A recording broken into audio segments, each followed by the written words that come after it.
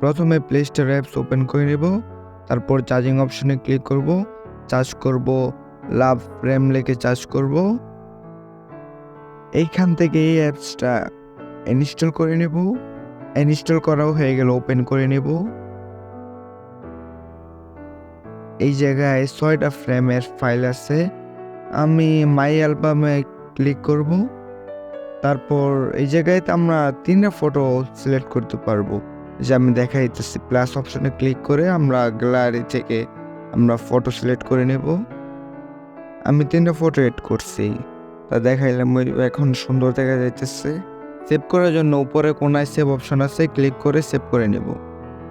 তার ব্যাগে ক্লিক করব, তারপর ব্যাগে চলে আসবো। এই জায়গায় আরো অনেক ফ্রেম আছে, আমি দেখাইতেছি। 6টা ফ্রেম ফাইল আছে এই জায়গায়। 6টার মধ্যে আলাদা আলাদা ফ্রেম আছে।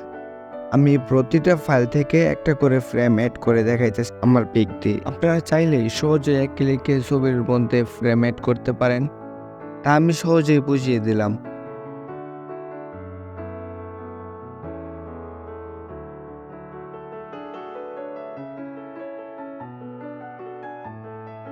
ভিডিওটা ভালো লাগলে লাইক করে দিবেন, আর চ্যানেলে নতুন হলে সাবস্ক্রাইব করে দিবেন।